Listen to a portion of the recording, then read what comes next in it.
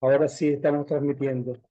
Muy buenas tardes, amigos. Gracias por acompañarnos una vez más en estos encuentros de la Sociedad Venezolana de Apicultura, en estos webinars que abordan diferentes temas, siempre de interés para tratar de profundizar en el conocimiento, en temas relevantes para nuestro sector, de la mano de gente valiosa y siempre, por supuesto, gracias al apoyo que nuestros patrocinantes nos dan, gente de la talla de Siglar, gente del nivel de Prilapsa, gente del valor de Megasupply, organizaciones todas de alto prestigio que hacen posible estos encuentros, que nos reunamos periódicamente.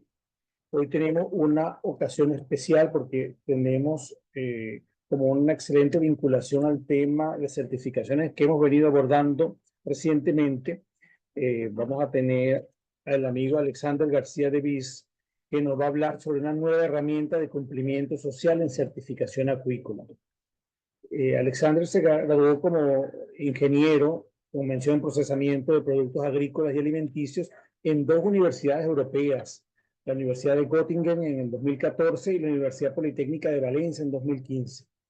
Asimismo, cuenta con dos másteres en ingeniería, mención ingeniería agrícola, uno en la Universidad de Bonn en el 2017 y el otro nuevamente en la Universidad Politécnica de Valencia. O sea que no podemos hablar de que no tenemos mucha capacidad y conocimiento aquí acompañándonos hoy. Alexander se ha desempeñado como consultor y auditor de buenas prácticas acuícolas, seguridad alimenticia y sostenibilidad para Liper Quality Management y desde 2022, está vinculado a Global Gap, donde se desempeña como experto técnico en sostenibilidad.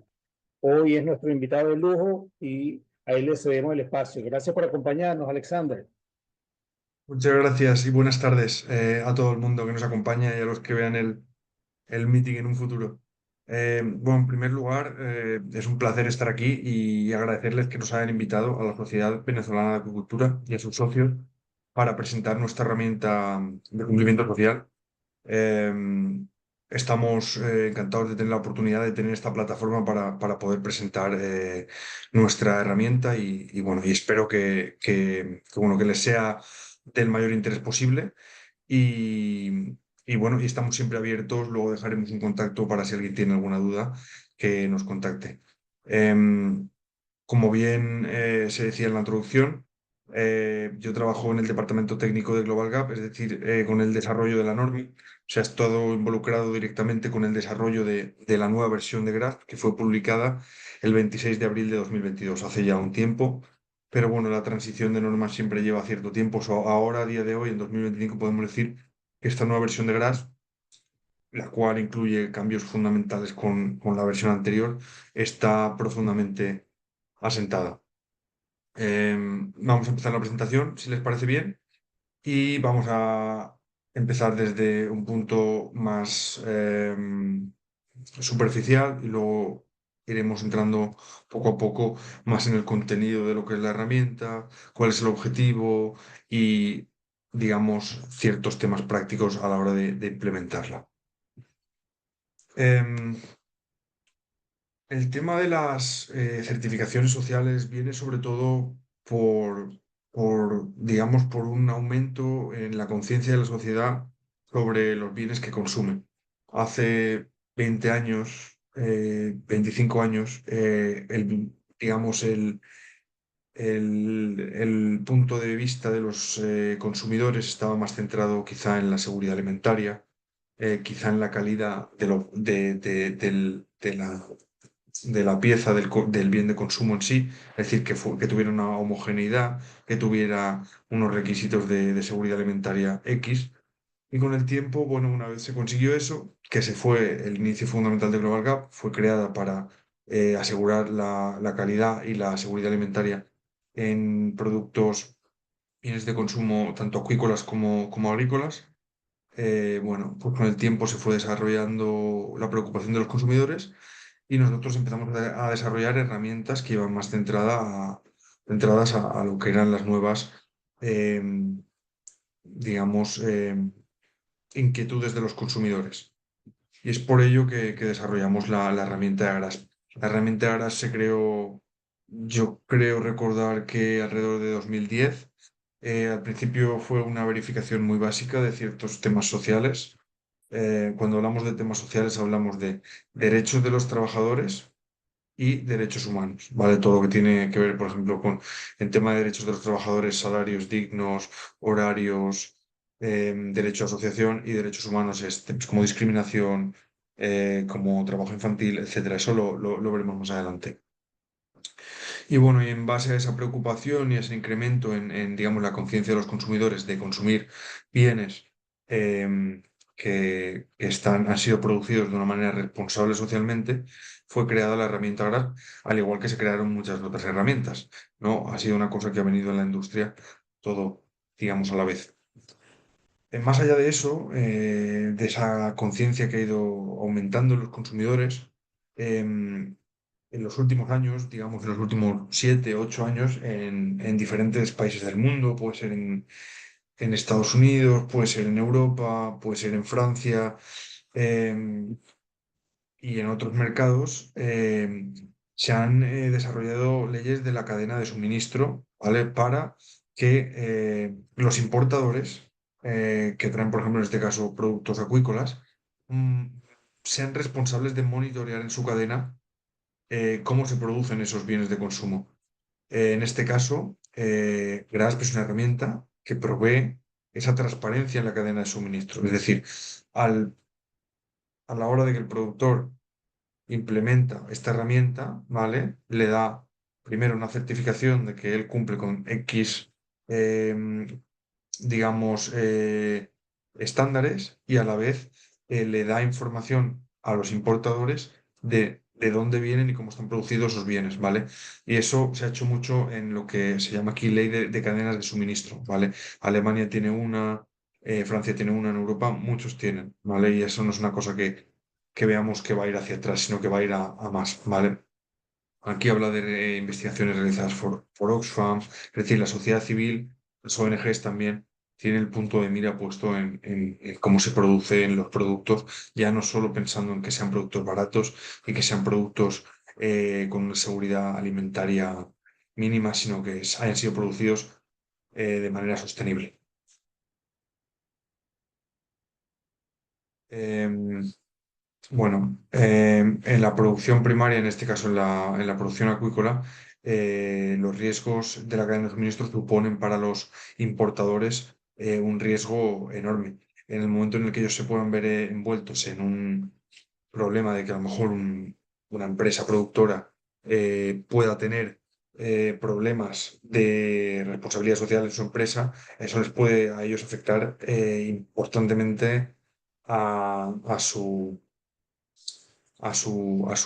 negocio, básicamente. Entonces, por eso ellos buscan herramientas que sean económicas, y luego explicaremos por qué Grasp es una herramienta económica o más económica que el resto, a nivel de explotación, donde ellos puedan monitorear, pues eso, que esos bienes hayan sido producidos de una manera responsable. Estas normas ayudan a lograr mayor confianza, transparencia, ¿vale?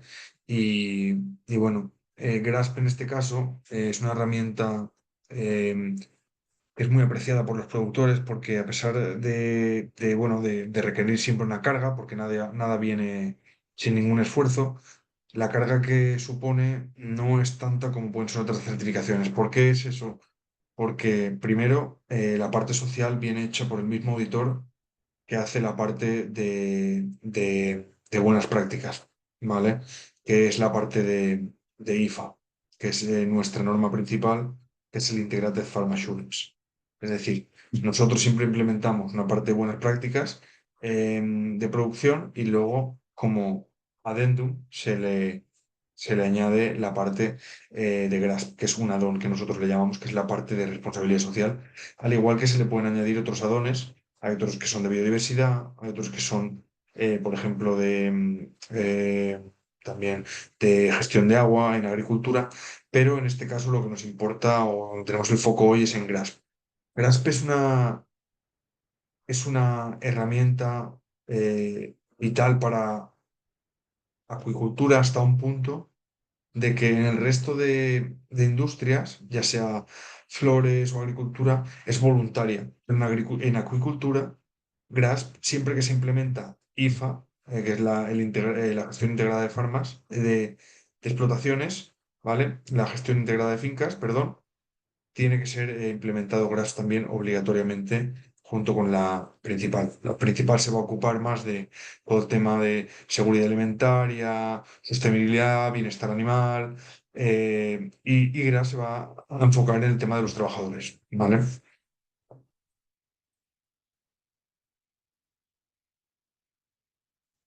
A los productores les sirve, digamos, para poder identificar riesgos en su cadena de suministro y mitigar estos riesgos, ¿vale? Se aplica a toda la producción que esté cubierta por la norma de IFA, que es el Integrated Farm Assurance, como estaba diciendo. Es decir, el mismo alcance que tenga IFA lo va a tener GRASP. Y es un sistema práctico y económico porque se hace a la misma vez que IFA, ¿vale?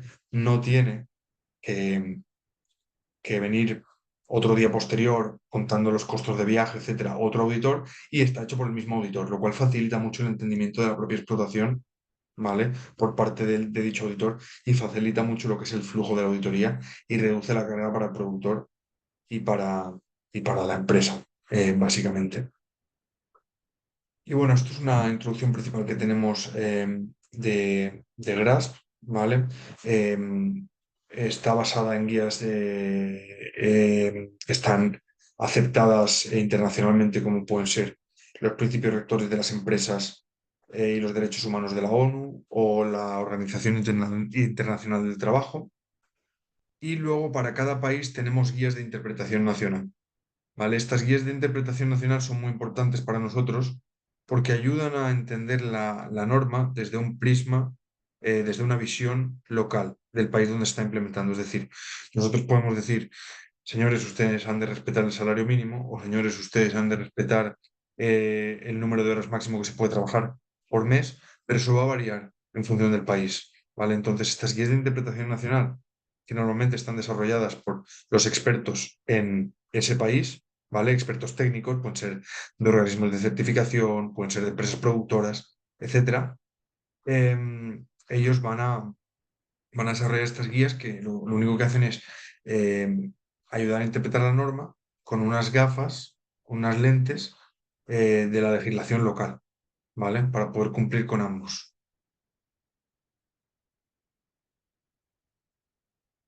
Bueno, GRASP apoya también de alguna manera los Objetivos de Desarrollo Sostenible de la ONU, ¿vale? Pues todo el tema a lo mejor de acceso a la educación, todo el tema también de seguridad alimentaria y, por ejemplo, también temas de agua, o sea, contribuye a muchos, ¿vale? Directo o indirectamente, aquí están mencionados varios, salud y bienestar, trabajo decente y crecimiento económico, alianzas para lograr objetivos.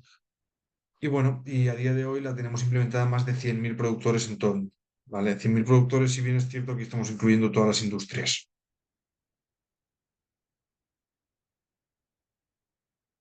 Aquí podemos ver el crecimiento que tuvo desde su creación, empezando con unos pocos productores.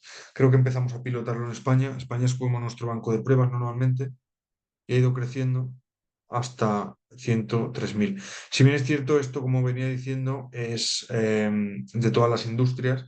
En acuicultura tenemos bastantes menos, pero si bien es cierto es que cubrimos a muchos trabajadores porque las empresas que digamos que tenemos certificadas, que están en todo el mundo, son grandes y tienen un gran número de trabajadores bajo su paraguas, digamos, ¿vale? Sin embargo, las explotaciones agrícolas son muy pequeñitas, por eso aquí cuenta como digamos que abarcarían más de estos 103.000. Sin embargo, las de acuicultura son más grandes. Aquí en el número de trabajadores cubiertos, si bien los números no están actualizados al 100%, estaríamos hablando de cerca de unos 2 millones de trabajadores a día de hoy, ¿vale? Que cubrimos eh, con la norma GRASP, ¿vale? Es decir, que 2 millones de trabajadores casi de empresas están certificados con GRASP, ¿vale? Es decir, han sido evaluados bajo la norma de responsabilidad social GRASP. Y vamos a hablar un poco del contenido. Yo no sé si en este momento quieren ustedes que siga o quieren a lo mejor ustedes lanzar alguna pregunta o que digan, para nuestro público quizá puede que tengamos alguna cosa donde queramos incidir, quizá de base.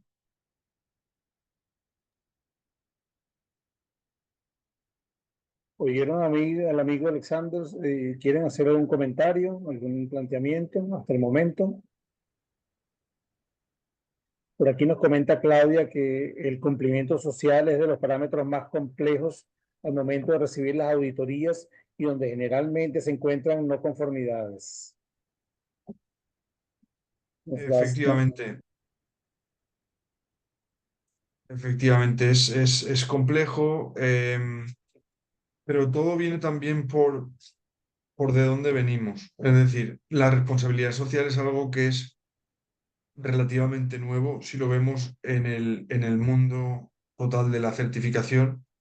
Todo el tema de quizá bienestar animal, quizá de seguridad alimentaria ha tenido el foco mucho más encima desde el principio y por eso esos temas quizá los tenemos más implementados a nivel de explotación. Sin embargo, el tema de la responsabilidad social, lo que yo veo, yo he sido auditor muchos años, veo una gran diferencia. Hay empresas que lo tienen implementado como parte de su sistema de gestión, que lo tienen más controlado y otras empresas que quizás son más nuevas o no han tenido tantos recursos para poder meterse con estos temas todavía. Y quizá no es que estén haciendo nada malo ni que estén dañando a los trabajadores, pero quizá a la hora de demostrar una auditoría sí que se pueden encontrar con mayores dificultades, ¿no? A la hora de demostrar cumplimiento, ¿no? Porque no están preparados. Y bueno, ahí vemos, dependiendo de la industria, dependiendo de muchas cosas, eh, podemos hablar de muchas casuísticas. Por ejemplo, el tema de las horas de trabajo, el tema de los pagos de las horas extras, es un tema que es común, es endémico de muchas industrias y de agricultura, porque trabajamos mucho con picos de trabajo, tenemos que tener una flexibilidad mayor que otras industrias y ahí pues a veces colapsamos con las legislaciones locales. Pero bueno, de eso se trata un poco también Grasp. Grasp es una herramienta que, como he dicho antes, ahora veremos, ahora las siguientes diapositivas hablan sobre el contenido per se. Pero también lo que he dicho es que intenta ver ese contenido desde un prisma o con unas lentes locales, ¿vale? Debido a estas guías de interpretación nacional que se implementan en cada país y que son mandatorias su uso es mandatorio. Y eso, si bien antes de pasar al contenido, me gustaría incidir en la idea de qué es GRAS, porque yo no sé cómo ustedes están familiarizados con los sistemas de Global Gap y quizá pasamos un poco demasiado rápido por encima de ello, ¿no? Yo a veces doy por hecho cosas. Entonces, Global Gap es un sistema de certificación, ¿vale? Nosotros tenemos diferentes certificaciones y la principal y para la que fue creado es la que se llama en sus siglas en inglés IFA, que es Integrated Farm Assurance, ¿vale? Que se implementa en acuicultura desde hace muchos años, ¿vale? Esto habla, como he dicho antes, de bienestar animal, seguridad alimentaria, sostenibilidad, medio ambiente, salud y seguridad ocupacional y otros temas. ¿Qué es lo que pasa? Que, como hemos visto antes, cuando se creó esta herramienta social en 2011 por un incremento de la conciencia social en estos temas de responsabilidad social, lo que se hizo es un add-on. No forma parte directamente de la certificación en sí, sino que es un módulo aparte. Digamos que nuestra certificación funciona de manera modular.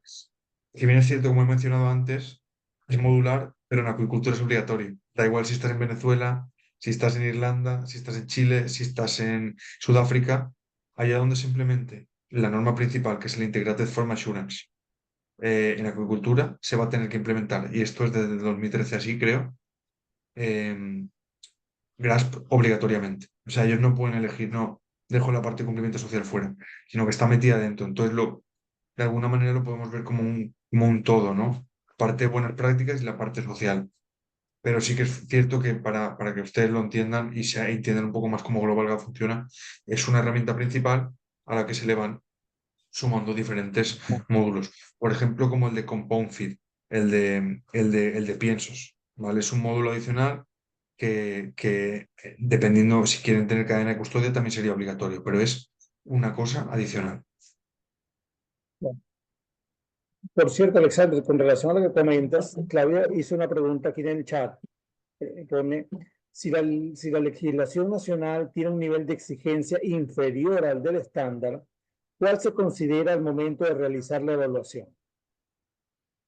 Muy buena pregunta. Y gracias que lo menciona porque no sé si lo tenemos aquí en la diapositiva, pero está escrito en el estándar. Siempre vamos a tener en cuenta aquella que es más proteccionista o aquella que proteja más al trabajador, ¿vale? Es decir, si nuestra legislación nacional dice que eh, nosotros podemos trabajar 100 horas a la semana, ¿vale? Pero Gras te dice que lo máximo es 50, vamos a tener que tener en cuenta las 50. Sin embargo, si nos dice que la legislación nacional dice que son 40, entonces nos vamos a tener que ir a las 40. Es decir, aquella que proteja más al trabajador es aquella que vamos a tener que usar. Si bien es cierto, luego hay matices cuando hablamos de legislaciones nacionales, porque es posible que una legislación nacional nos deje, por ejemplo, trabajar 100 horas en un pico de trabajo de 2 semanas, pero luego eso se compensa posteriormente. Y si se han implementado medidas de supervisión durante esas semanas de pico de trabajo, es posible. O sea, siempre tenemos que tener la legislación nacional en la mano, ¿vale? Y eso lo permite, verás, el hecho de que puede haber un pico puntual y luego se compense de alguna manera, porque entendemos que hablamos de industrias en el que en un momento determinado quizá tenemos que ir más allá y, y trabajar picos de trabajo que vayan, no sé, hasta ciertos límites. Perfecto, perfecto. Creo que quedó muy claro. Perfecto. Voy a seguir y luego hacemos otra Sí, parada para preguntas. A nivel un poco general, el contenido se desarrolla, el contenido de la norma se desarrolla por los comités técnicos que están formados 50% por supermercados o compradores importadores y 50% por productores, ¿vale? En el caso de Gras, se sometió a 2 rondas públicas de preguntas, tuvimos hasta 600 comentarios y, bueno, aprobamos en abril de 2022 la versión que tenemos a día de hoy publicada. Solo mencionarles que en nuestro centro de documentos, si ustedes van a globalgap.com o .org, ahora me he quedado así un poco en babia. Bueno, si van a nuestra página web, hay un centro de documentos donde pueden encontrar toda la documentación disponible, gratuita, desde checklist para hacer auditorías internas, los principios y criterios, las normas generales, etcétera. ¿Vale? Esto es lo que mencionaba antes. Lo que pasa es que o sea, prefería mencionarlo antes para que tuviéramos ya el contexto, ¿no? Y no dejarlo para después porque no puede faltar. La norma IFA, y aquí me van a perdonar porque no me han actualizado la presentación con la de acuicultura, pero bueno, entiendan que aquí cuando hablamos de IFA para acuicultura, cubre ya diversos tópicos como sostenibilidad ambiental, reglamentación y gestión, procesos de producción, inocuidad alimentaria y salud y bienestar de los trabajadores. Eso no cambia, aunque aquí ponga frutas y verduras, eso es un problema en la presentación. Y lo que hace GRASP es sumar a esos criterios que ya son obligatorios, lo que hace es suma 64 criterios que se dividen en 4 bloques. Uno que es la voz de los trabajadores, otro que es información sobre los derechos humanos y laborales, indicadores de derechos humanos y, y laborales y protección de los niños y trabajadores jóvenes. Vamos a ver a continuación eso que es exactamente, ¿vale? La voz de los trabajadores es todo aquello que permite a los trabajadores, digamos, expresarse, consultar, presentar una queja. En este caso tenemos 3 capítulos que son derecho de asociación y representación de los trabajadores y procedimiento de reclamaciones, ¿vale? Derecho de asociación y representación de los trabajadores son 2 puntos muy ligados, ¿vale? Realmente no me gustaría entrar aquí en demasiado detalle porque no tenemos tiempo, pero viene a ser lo mismo, ¿no? El derecho de asociación es una cosa más que está relacionado a sindicatos y la representación es una cosa más, digamos, interna de empresas, pero a fin de cuentas es representación de los trabajadores, ¿vale? Luego tenemos un segundo bloque, que es el de información sobre derechos humanos y laborales. Este bloque lo que pretende es informar a los trabajadores, ¿vale? Esto con la base de que, nosotros pensamos que cuanta más información tengan los trabajadores, menos posibilidades hay de que haya alguna violación de sus derechos. Entonces, aquí el productor tiene que tener una política de derechos humanos que debe ser comunicada a los trabajadores los trabajadores tienen que tener acceso a información sobre regulación laboral, por ejemplo, sindicatos, cuáles son los convenios colectivos que la aplican, etcétera. Y luego debe haber un procedimiento disciplinario también disponible para los trabajadores, disponible y que les aplica, evidentemente, a ellos. Luego, indicadores de derechos humanos y laborales. Para mí es el core de la norma, es el corazón de la norma, porque este incluye temas ¿cómo se llama? De trabajo forzoso, ¿vale? Indicadores de trabajo forzoso, y luego incluye pagos, salarios, contratos, sistemas de control de horas.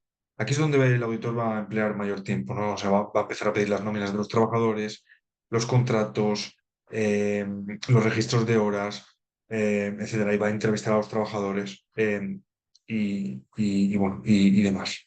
Em, Luego, en materia de protección de niños y trabajadores jóvenes, tenemos, bueno, varios puntos aquí que lo que hacen es asegurar que aquellos trabajadores que estén en edad de escolarización tengan acceso a esa educación, ¿vale? Más allá de que puedan vivir a lo mejor en una explotación, que puede ser una cosa común dependiendo del país, ellos siempre tienen que tener, si así lo requiere la ley, acceso a educación.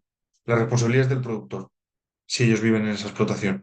Y luego también aquí lo que tratamos es un poco de evaluar el tema de los trabajadores jóvenes, que son aquellos que que ya tienen edad de trabajar, pero son todavía menores de edad. Entonces a esos se les aplican ciertas condiciones, es decir, vamos a verificar que no están en trabajo nocturno, que no realizan tareas de especial peligro, y vamos a ver bueno, que cumplen con la legislación local. Y esos son básicamente los capítulos que tiene Grasp, ¿vale? En total. Eh, Luego podemos entrar si tienen preguntas particulares sobre cada uno de ellos, pero yo les invito a que vayan a la norma en sí, a lo que nosotros llamamos principios y criterios, que está en nuestra página web, y lo revisen más en profundidad. Y si tienen dudas, siempre nos las pueden mandar. Em, Como decíamos antes, como hemos mencionado antes, GRASP incluye 64 principios y criterios. Como ven, no es una norma especialmente larga, pero creemos que cubre todos los temas importantes. Cada uno de los puntos está calificado como mayor o menor. ¿Por qué? Porque no todos los puntos son igual de importantes, ¿no? Y queremos facilitar también el cumplimiento de los productores. Entonces, yo creo que es alrededor de un 60-70% de los puntos, si no me equivoco, son de obligado cumplimiento mayor, ¿vale? Y luego hay un 20-30% que son de cumplimiento menor. Para recibir la prueba, digamos, lo que nosotros llamamos carta de conformidad de GRASP, es decir, que un productor ha pasado la evaluación o sea, y cumple con los requisitos mínimos, tiene que cumplir con el 100% de los principios y criterios denominados mayores y con 70% de los principios y criterios clasificados como menores en la evaluación inicial, y a partir de la inicial, es decir, la segunda, la tercera, la cuarta, el 75%, ¿vale? Em, Esto es yo no sé si alguno de ustedes está familiarizado con la norma GRASP. Como les mencionaba al principio, ahora estamos pasando a la versión 2. La versión anterior tenía un concepto de cumplimiento distinto. Estaba más enfocado a un tema como si fuera una evaluación de riesgo. Em, es decir, ustedes pasaban la evaluación y luego ustedes recibían un nivel de cumplimiento. Podía ser desde muy crítico a si necesitan mejoras a cumple totalmente. Es decir, habían ahí 5, digamos, niveles diferentes de cumplimiento. Era por un tema de transparencia, ¿no?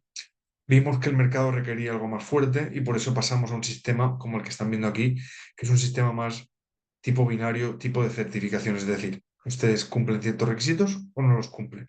Y eso facilita también a la gente que trabaja en la cadena de suministro, compradores, importadores, digamos, el trabajo, ¿no? Porque antes tenían un poco, bueno, vamos a ver, un productor quizá no cumple del todo, sino que necesita todavía ciertas mejoras, pero ¿qué mejoras son esas? Se tiene que meter dentro de la certificación, dentro de la checklist, averiguar cuáles sean los problemas. No es lo mismo un problema de trabajo infantil que un problema de horas extra.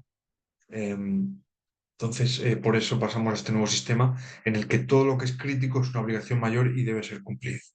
¿Vale? Em, Aquí tenemos un ejemplo de cómo se ve la lista de verificación, ¿vale? Eh, Tenemos lo que es un principio, que es el objetivo. Es más resumido y nos dice dónde queremos llegar. Y luego tenemos el criterio. El criterio es, digamos, es una guía que podemos seguir a la hora de intentar evaluar el cumplimiento en una explotación o de demostrarlo, en el caso de que seamos productores. ¿Es de obligado cumplimiento los criterios? Depende. Muchas cosas sí, pero otras, con tal de que nosotros podamos demostrar de que el principio está cumplido, de que el objetivo, hemos llegado al objetivo que pretende el punto, entonces podríamos pasar. Aquí también, por ejemplo, en los criterios siempre ponemos, y esto es nuevo de esta versión, las evidencias que son necesarias, ¿vale? De nuevo, es un ejemplo, es una guía que nos puede facilitar a nosotros el entender eh, qué es requerido por el auditor. Pero si ustedes lo hacen de una manera distinta que el auditor, en la cual el auditor tenga evidencia de que estamos llegando a esos niveles de cumplimiento mínimos, entonces también podría valer, ¿vale? Entonces tenemos un objetivo y una guía.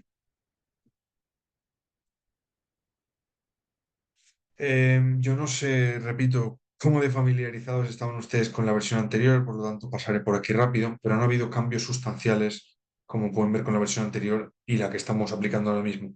Primero, el sistema de cumplimiento que les he mencionado. Segundo, la forma de escribir. Hemos visto en la diapositiva anterior que ahora tenemos un objetivo y un criterio, ¿vale? Un principio y un criterio. Anteriormente estaba, digamos, em, estructurado de una manera distinta, ¿vale? Era lo que llamamos principios, no, era lo que llamábamos puntos de control, ¿vale? Entonces había un enunciado y había muchas preguntas cortas debajo. Han cambiado un poco, digamos, el enfoque que la norma tiene.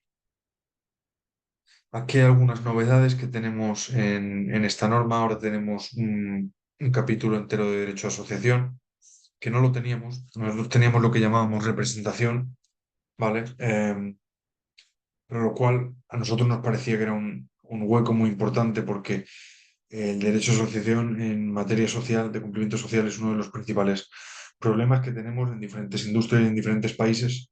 Entonces, en esta nueva versión hemos metido principios y criterios directamente relacionados con el tema de los sindicatos y las organizaciones de trabajadores.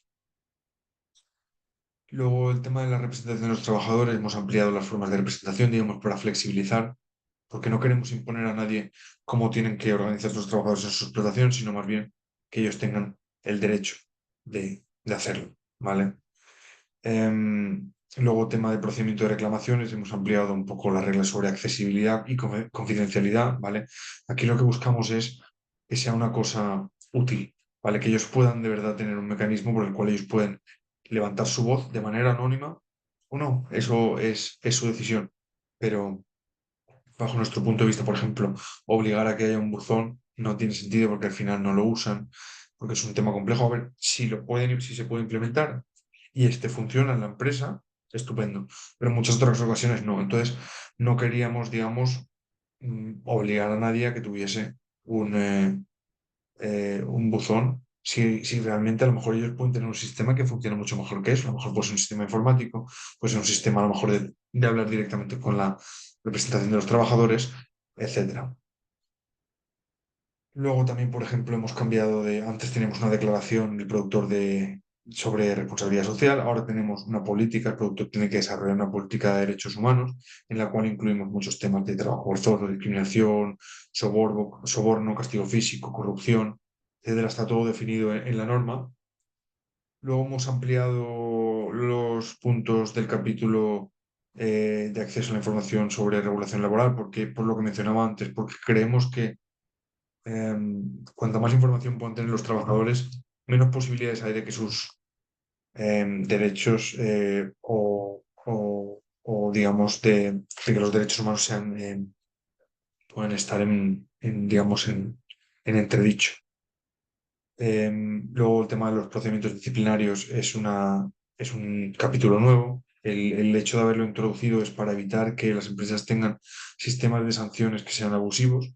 Es decir, lo que hacemos aquí es transparencia, que si hay, que tiene que haber uno, sí, para, digamos, penalizar o por lo menos describir qué sanciones hay bajo ciertas, em, digamos, no conformidades que los trabajadores pueden hacer o bajo ciertas, em, sí, digamos, actividades que no estén en línea con la política de la empresa, pero por lo menos es un tema transparente. Y ahí incluimos también ciertos límites. Por ejemplo, no se puede cobrar dinero por una falta, ¿vale? Pero bueno, eso es un poco más complejo que eso. Luego hemos incluido nuevos temas en el tema de trabajo forzoso. Siempre tuvimos todo el tema de pagos, salarios, controles de horas. Siempre lo tuvimos allí. Siempre estuvo en las versiones anteriores. Simplemente ahora se modificó la forma en que está escrito, etcétera. Pero sí que es cierto que nunca tuvimos nada en trabajo forzoso. Y en esta nueva versión sí que tenemos temas de trabajo forzoso, es decir, que los trabajadores han acudido al trabajo de manera, acudido, no, que han empezado a trabajar de manera voluntaria, que se han libres de rescindir el contrato cuando ellos quieren, que no se le, por ejemplo, confisquen los documentos, etcétera, ¿vale? Luego hemos incluido también nuevos temas en materia de trabajadores jóvenes, que era un nicho o digamos un rango de edad que no cubríamos, siempre hablamos de menores, ¿vale? O menores en edad de escolarización más bien, pero ahora introducimos a los trabajadores jóvenes, que son, como he mencionado antes, aquellos que digamos, están en edad ya laboral, pero son menores todavía, entonces están sujetos a ciertas normas. Y luego el acceso a la educación obligatoria, ¿vale? Ahí también hemos incluido varios puntos nuevos, es decir, como he mencionado antes, la responsabilidad siempre va a ser del productor. Ya puede ser que pida ayuda a las instituciones, ya puede ser que lo financie él, ya puede ser que traiga un profesor, pero si tiene menores en edad de escolarización trabajando en la finca, porque su familia vive ahí, por ejemplo, esos niños tienen que tener acceso a la educación obligatoria, ¿vale? Em, bueno, aquí pues ciertos temas que podemos mencionar. Del tema de la voz de los trabajadores, que era el primer bloque, ¿vale? Pues los representantes de los trabajadores no deben estar influenciados por la dirección, deben proporcionar a los trabajadores información sobre el proceso de reclamaciones y también servir como canal de reclamaciones a su vez, ¿vale? Tienen que facilitar un poco la comunicación con la dirección y al final tiene que haber una libertad por parte de los trabajadores digamos, de tener esa representación, si ellos lo desean, ¿vale? Y lo que se trata es de informarles de sus derechos y si ellos quieren los pueden ejercer. Tampoco vamos a obligar a nadie que forme un sindicato, no se trata de eso. Luego, también tenemos distintas formas de representación. Los trabajadores pueden elegir, oye, pues yo ya formo parte de un sindicato, pues ese sindicato me va a representar. Oye, pues no, pues vamos a elegir una persona dentro de la empresa que nos va a representar. O, por ejemplo, yo tengo un abogado que me lleva todos los temas, pues él va a ser mi representante aquí. De lo que se trata es que al final la decisión la tome el trabajador. Disculpen un segundo, voy a tomar un trago de agua.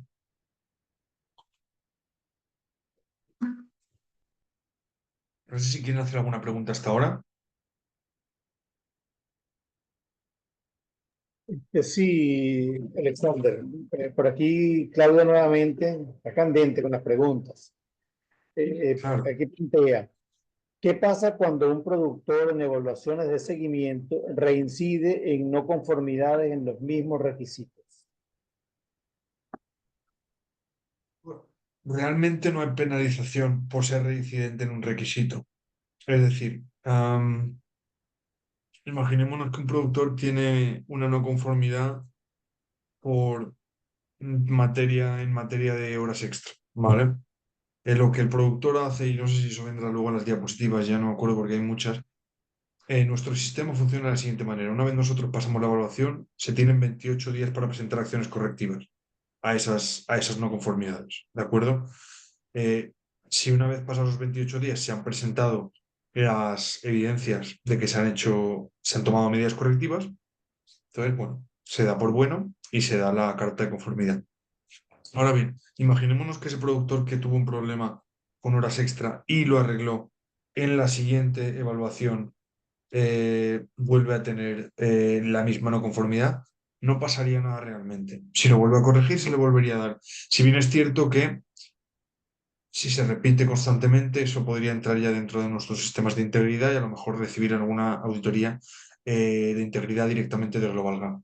Pero eso ya es un tema más complejo, ¿vale? Eso ya va enfocado al riesgo, nosotros analizamos muy bien todas las auditorías que tenemos a lo largo del mundo y donde tenemos que poner el foco, pero en un principio no se penaliza.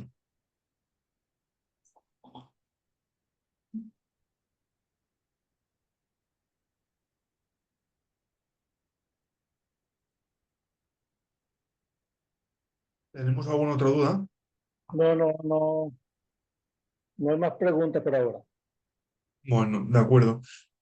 Pues vamos a seguir. Al final, imagino que al final vamos a tener un turno de preguntas y podemos discutir tranquilamente. Era casi más para mí para coger aire porque a veces hablo muy rápido, pero vamos a seguir. Em, bueno, y para dar un poco más de contenido, para que ustedes se familiaricen un poco más con la norma, en el bloque de información sobre los derechos humanos y laborales, que es el segundo bloque, por aquí tenemos la política del productor en derechos humanos, que como decía, incluye los convenios de la Organización Internacional del Trabajo, los principios rectores sobre las empresas y los derechos humanos de la ONU. Es decir, el productor, a pesar de que esto suelen ser cosas, son más los países los que se adhieren a estas cosas, más que un productor en sí, sí que se tiene que hacer mención de que hay un respeto hacia esas normas, etcétera, etcétera. En los principios y criterios de la norma está descrito exactamente lo que el productor necesita incluir en la política, ¿vale? Al final se trata de crear un poco de concienciación sobre el tema. Eh, y luego, bueno, empoderamiento de los trabajadores, información, acceso a la información, dar información a los trabajadores, ¿vale? Nosotros no tenemos que forzarles a X o Y, pero sí que al menos cuando llegan a la explotación, de alguna manera, les tenemos que dar información a ellos de todo lo que es en materia de legislación laboral, cuáles son sus derechos, ¿vale? Eh, horario de trabajo, normas, convenio que les aplica, sindicatos, etcétera. Y luego ellos ya con esa información harán lo que querrán, pero bueno, es importante, tiene que haber una evidencia en la auditoría que el productor ha comunicado esto activamente. Comunicar es un tema, un término muy amplio en GRASP, porque comunicar puede ser dar una aplicación, comunicar puede ser dar un folleto, comunicar puede ser dar una charla, puede ser muchas cosas. Es tremendamente complejo. Yo me he encontrado situaciones donde a lo mejor habían hasta 15 nacionalidades distintas con 10 lenguas distintas. Entonces, el tema de la comunicación en algunos casos puede ser muy complejo. Y a pesar de que lo intentemos, no vamos a llegar al 100%. Pero bueno, tiene que haber evidencia de que se ha intentado comunicar con todos los trabajadores, ¿vale? Aquí vemos también un tema que creo que se preguntó antes, que es cuando hay diferencias entre la legislación local y los principios de GRAS, el productor aplica el que protege, el que es más protectivo para el trabajador. El tema de pagos, los trabajadores tienen que tener acceso a los pagos realizados, estos se corresponden con el contrato firmado, ¿vale? Están en línea con la legislación nacional también, y los salarios muestran una, digamos, coherencia em, con las horas trabajadas, ¿vale? Y con las horas ordinarias y con las horas extra, ¿vale? Una coherencia entre el pago, las horas normales y extraordinarias y la legislación local. Em, Se paga al menos el salario mínimo, eso está claro, creo que queda claro para todos. Y hay que prestar especial atención a deducciones del salario, ya sea por vivienda, por comida, por lo que sea, que en estas no sean abusivas. Todo esto está incluido en la norma. Aquí está mencionado de una manera general. En la norma está escrito en forma de principio y criterio, ¿vale? Y bueno, indicadores de derechos humanos. También aquí tenemos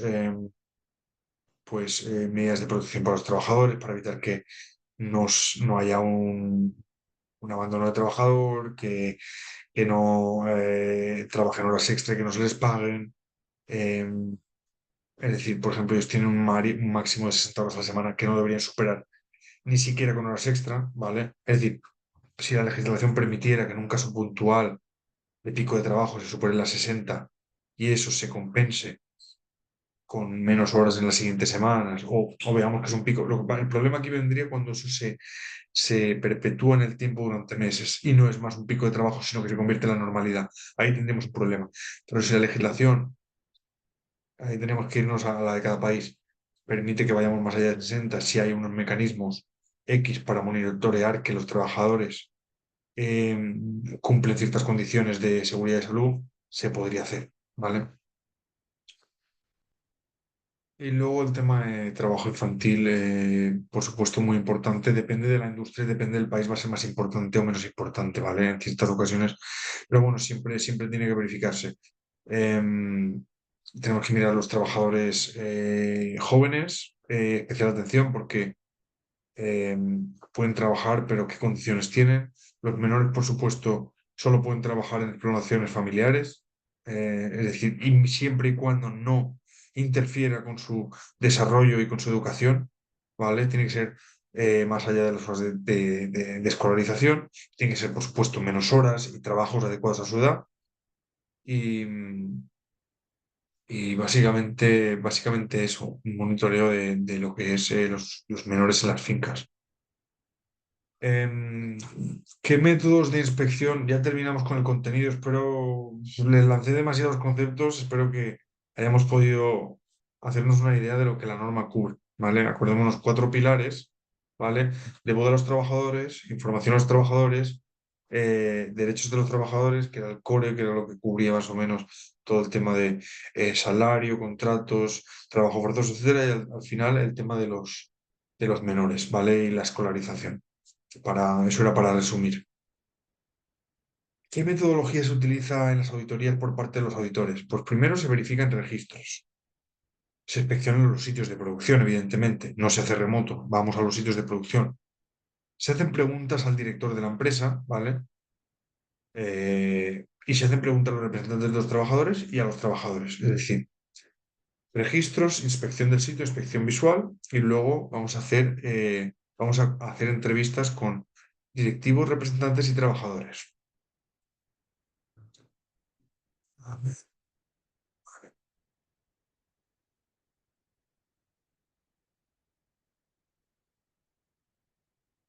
Los métodos de evidencia vienen determinados por la clasificación de riesgo por país, ¿vale? Para equilibrar la eficiencia y la flexibilidad. ¿Qué quiere decir esto? Quiere decir esto que nosotros tenemos un sistema que dividimos los países en bajo, medio y alto riesgo. Digamos que no lo dividimos nosotros, no lo clasificamos nosotros. Eso está clasificado en base a los indicadores del Banco Mundial. Em, que se basan en corrupción, guerras, etcétera. Entonces, los países se clasifican, como he dicho, en alto riesgo, medio riesgo y bajo riesgo. Los países de alto riesgo, digamos que la evidencia y digamos la metodología de auditoría va a ser un poco más pesada, va a ser un poco más profunda. Y en los países de bajo riesgo, pues va a ser más ligera y más corta, por lo tanto va a suponer un menor coste para los productores, ¿vale? En este caso, Venezuela creo que es alto riesgo, si no me equivoco. Hay una lista que tenemos puesta en nuestra página web, digamos, en el centro de documentos, ¿vale? Em, pero sí, básicamente los países de alto riesgo son muchos países de África, América Latina, Asia también, Europa, por ejemplo, países como Italia, España, donde reciben muchos trabajadores del norte de África, son países que están entre el medio y el alto riesgo también, porque el hecho de tener trabajadores de otros países también aumenta mucho el riesgo y la integridad de estos. Entonces, eso. Y luego los países de Norte Europa y tal suelen ser bajo riesgo, pero eso varía cada año porque los indicadores cambian cada año. Entonces, eh, eso. Digamos, la metodología cambia un poco. El número de entrevistas que tenemos que hacer, cuánto tienen que durar, etcétera. Vale, bueno, aquí un poco un indicativo de lo que estaba mencionando. La metodología de evaluación varía en función del riesgo, alto, medio, bajo. Países de alto riesgo, tendremos que cotejar por lo menos el 50% de los trabajadores entrevistados. También en riesgo medio, entrevistaremos a la raíz cuadrada del número total de trabajadores y verificaremos la documentación del 50% de ellos. La diferencia entre alto y medio riesgo es casi ninguna. La única diferencia es que en medio riesgo las entrevistas se pueden realizar a partir de cierto punto de manera grupal y en alto riesgo siempre tienen que ser individuales. Es la única diferencia. Por lo tanto, en medio riesgo a la hora de hacerlo grupal, eh, digamos, reducimos el tiempo de auditoría, ¿vale? Porque el número de entrevistas es la misma, pero si yo puedo hacerlas de tres en tres, digamos, reduzco el tiempo de auditoría. Y sí que, si bien es cierto, el tiempo que se emplea en hacer las entrevistas, podemos decir que es gran parte del tiempo de auditoría.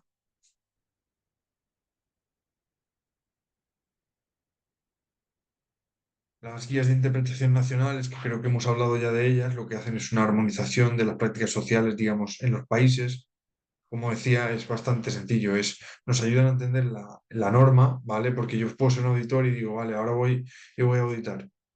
Aquí me dice Gras que debo respetar el salario mínimo. Pero ¿cuál es el salario mínimo, no? Entonces, estas guías de interpretación nacional lo que hacen es, digamos que es una tercera columna donde nos guía cuál es esa legislación. Nos da una indicación de cuáles son esos puntos, ¿no? Em, en los países donde no haya ninguna legislación al respecto, pues bueno, GRASP establece los criterios mínimos de cumplimiento.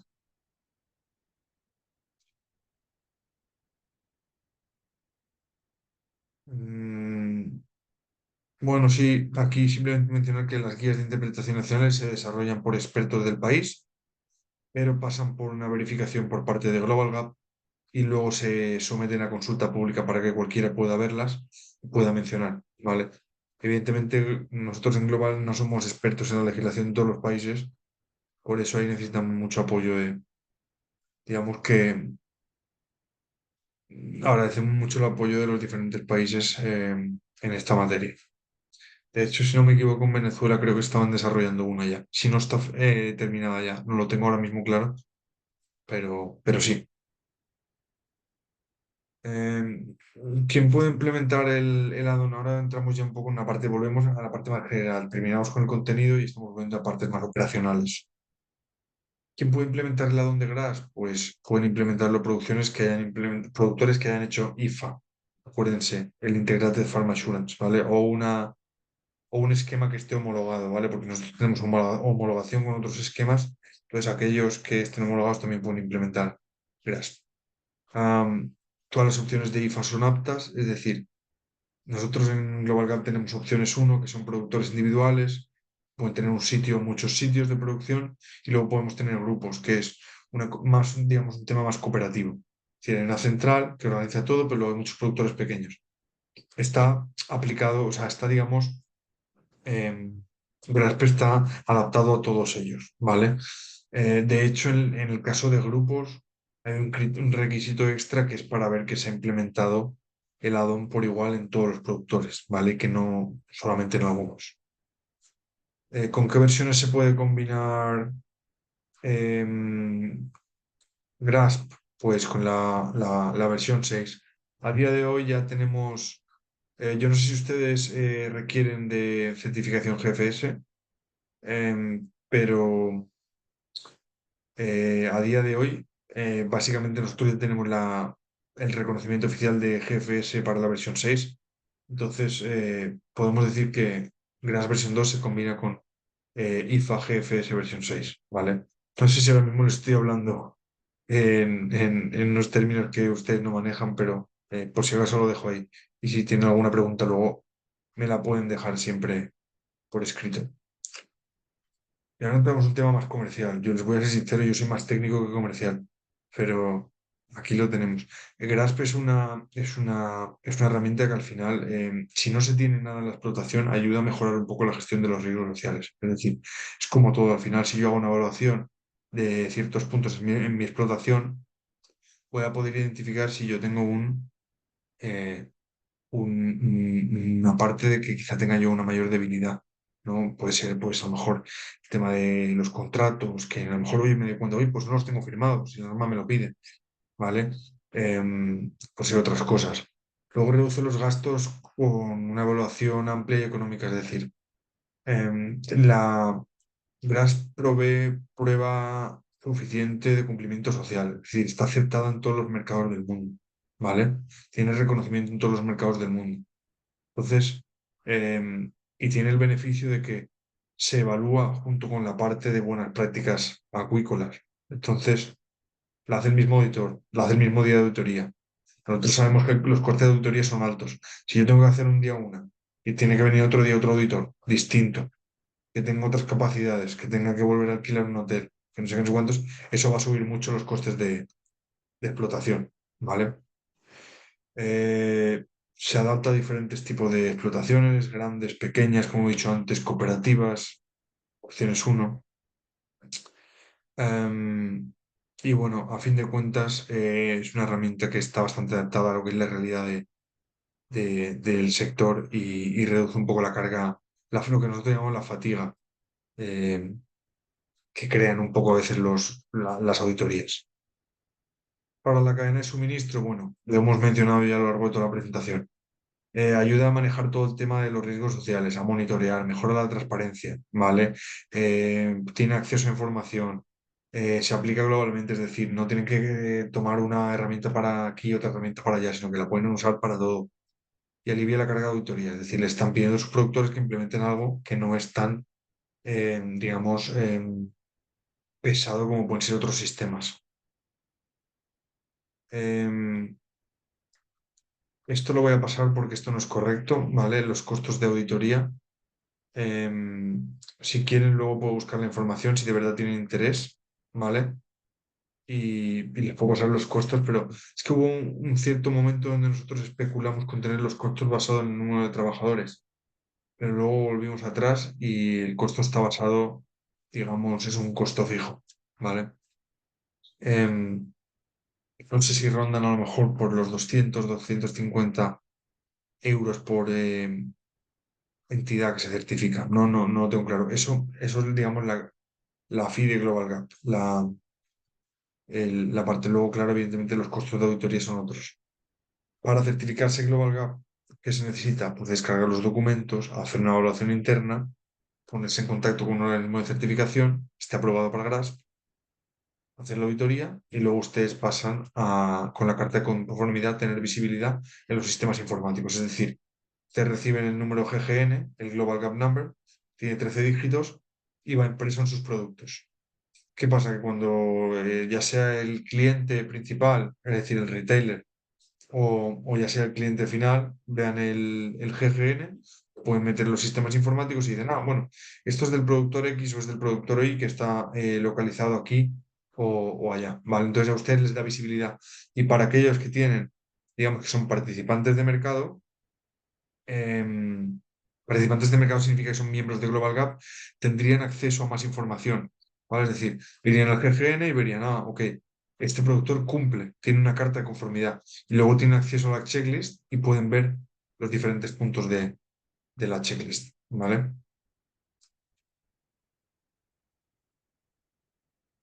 Eh, bueno, yo creo que tenemos suficiente, porque aquí ya estamos pasando y nos hemos pasado de la hora.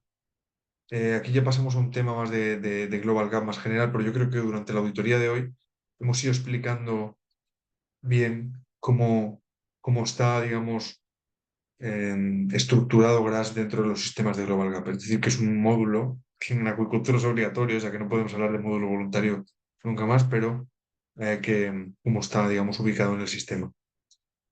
No sé si les parece bien dejarlo aquí como introducción. Yo creo que hemos dado bastante información, quizá demasiada, bajo mi punto de vista, para una primera, em, sí, digamos, toma de contacto.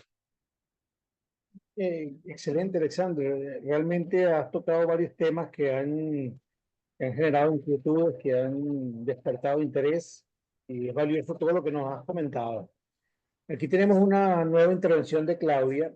Ella pone un ejemplo, ¿no? La legislación en Venezuela establece un máximo de 10 horas semanales y 100 horas anuales. Si por el tipo de sistema productivo se superan las horas extras totales en periodos cortos de tiempo, por ejemplo, actividades de cosecha o transferencia, ¿qué manejo se le puede dar durante las auditorías? Pues una pregunta bastante técnica y deberíamos tener la legislación en la mano para resolverla, ¿vale? Pero mi respuesta es, si la ley del país dice que solo pueden haber 10, hemos dicho semanales máximo, y 100 anuales, si la ley dice eso y no permite nada más, entonces nos tenemos que regir a eso. Si la ley dice, bueno, se pueden 10 semanales, pero luego podemos, o imaginémonos, vamos a poner un supuesto, porque hay países que funcionan de manera similar. Se pueden hacer en un total de 200 anuales o 100 anuales, pero semanalmente no ponemos un límite, ¿vale? Entonces, en ese caso, ¿vale? No, si el trabajador se pasa de las 40 horas totales, no estaría incumpliendo porque se está rigiendo la legislación local. Ahora bien, aquí la norma te va a pedir que tú tengas unos sistemas en tu explotación, ¿vale? Donde tú monitorees la seguridad y salud de los trabajadores, donde hayas formado a tu personal supervisor para que estén atentos a que se cumpla con las pausas durante esas horas extra, etcétera, ¿vale? Pero si la ley te dice que son 10 horas semanales y 100 anuales, nos tenemos que regir a eso. Si no te da ningún pie a salir de ahí, eso es. Este, la ley es la que manda. Mm. Otra pregunta. Global Gap utiliza expertos locales en países considerados de alto riesgo. A ver, de alguna manera sí. Nosotros utilizamos ingenieros, que suelen ser los auditores de lo que son las buenas prácticas agrícolas. Nosotros, en vez de utilizar auditores sociales, ¿vale? Que pueden ser en muchas ocasiones muy buenos, pero quizá demasiado pesados para este tipo de auditoría o demasiado caros, lo que hacemos es tomamos a los auditores tradicionales, lo que son, digamos, pues, de los organismos de certificación, suelen ser ingenieros o lo que sea, y lo que hacemos es Técnicos. capacitarlos en temas sociales. Es decir, ellos tienen que hacer nuestro curso, que dura 8 horas, tienen que pasar un examen, tienen luego que dar formación en legislación local ellos mismos, ¿vale? Tienen que presentar evidencia de ello y luego tienen que dar también formación en tema de entrevistas y cómo verificar las evidencias. Eh, Luego hay otros requisitos aparte, pero básicamente en un paquete eso es lo que nosotros pedimos. Entonces lo que hacemos es, sí, de alguna manera son expertos, ¿vale? No al nivel a lo mejor que puede ser un experto o auditor social en la legislación de un país, pero sí que se les exige que tengan el conocimiento y que utilicen también la guía nacional. Entonces hasta cierto punto podemos decir que sí que son en parte expertos.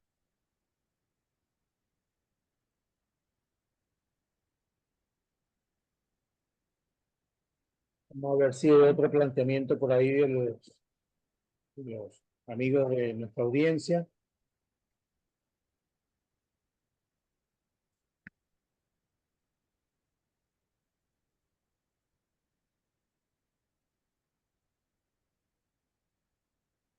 Pero una pregunta mía, Alexandre. Este, Esta norma ha surgido, como bien dices, de la inquietud de los consumidores, ¿no? Y tú ilustraste muy bien cómo ha migrado ese interés, esa inquietud que antes era hacia la calidad y luego se orientó más a aspectos como trazabilidad y ahora el aspecto social es lo que está generando ese interés que motivó por el surgimiento del GRAS. En ese sentido, seguramente hay algunos indicadores objetivos, algunos parámetros que nos puedan decir problemas que se han pretendido resolver. Ya tú has hablado de algunos problemas, pero pudiera de alguna forma decir cómo esta herramienta ha ayudado o puede ayudar en un futuro a reducir, o sea, si hay alguna cuantificación de qué volumen, de cómo podemos mejorar esos parámetros con esta técnica.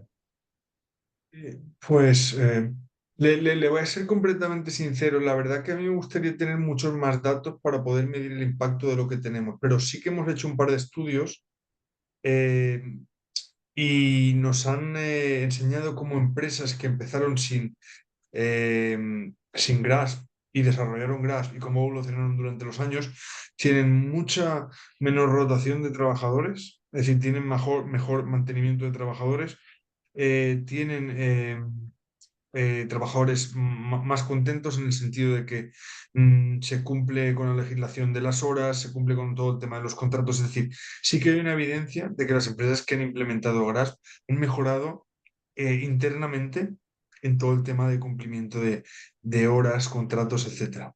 Sí que hay una evolución evidente en eso. Sí. Y siguiendo con el tema de evolución, porque planteamos que ha ido cambiando ese interés de ese colectivo consumidor, eh, percibe, se vislumbra por ahí hacia dónde pudieran estar los intereses un poco más adelante, qué otro aspecto pudiera estar, una nueva norma que pueda venir en camino más adelante. A ver, nueva no, quizá, pero si bien es cierto que los temas medioambientales no son nuevos, incluso son más antiguos que los sociales, cada vez estamos metiendo más cosas, pero eso se suele incluir en la norma principal, en la IFA. Sí, cada vez van saliendo temas nuevos sobre eso, ¿no? Bienestar animal también. En tema social también van saliendo temas nuevos. Por ejemplo, se está poniendo mucho el foco en subcontratistas.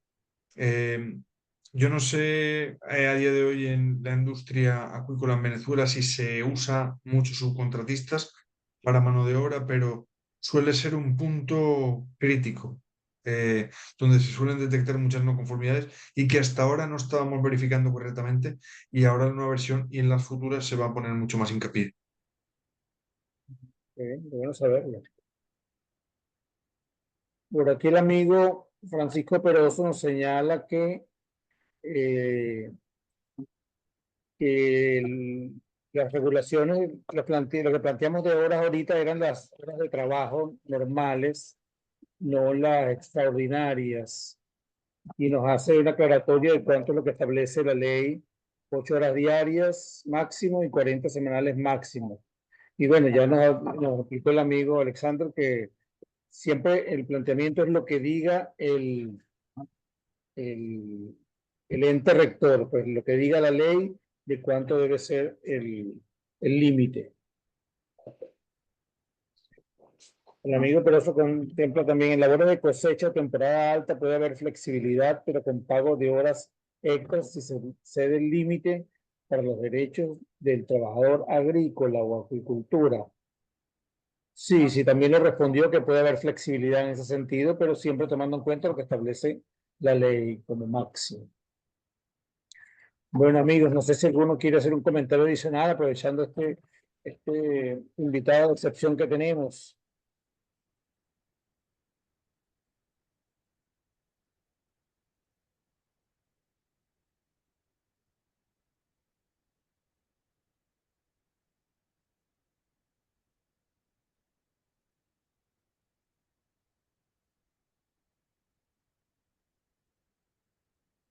Pareciera que no tenemos más comentarios por lo pronto.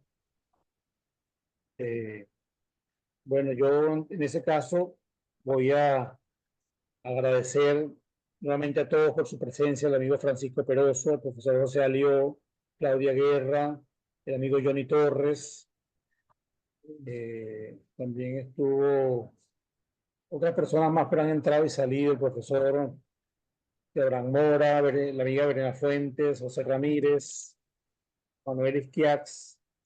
A todos, verdad que gracias por estar presente, pero sobre todo a nuestro amigo Alexander García Devi por tomarse esa molestia de hacernos estos planteamientos tan interesantes, por darnos luces sobre la evolución, pues el movimiento, los cambios que se están percibiendo en este tema tan interesante, ¿no? Por supuesto, también agradecer a quienes son nuestros patrocinantes constantes, esta empresa emblemática para la acuacultura como lo son eh, Mega Supply y Rilapsa, y por supuesto ahora acompañándonos también Ziegler. Hoy tuvimos entonces la oportunidad de compartir con el amigo Alexander García Devis Flores, ingeniero en procesamiento de productos acuícolas y alimenticios, máster en ingeniería agrícola, auditor, consultor y experto en buenas prácticas agrícolas y seguridad alimenticia y sostenibilidad de Global Gap. Alexander, no sé si quieres hacer un pequeño comentario para despedirte, algunas palabras finales. Y claro, en agradecerles que me hayan invitado. Ha sido un placer. Eh, Ustedes tienen mi contacto, o sea que si alguien tiene alguna duda, consulta particular, siempre me pueden contactar a través de la Asociación de Acuicultura de Venezuela. Y lo dicho, un placer estar aquí y muchas gracias por invitarme. Muchas gracias, de verdad, muchas gracias. Bueno, estaremos en contacto siempre por este canal. Agradecemos a todos su presencia y apoyar todas las iniciativas como hasta ahora lo han hecho de la SBA. Espero que nos veamos en una próxima oportunidad. Hasta luego, amigos. Muchas gracias.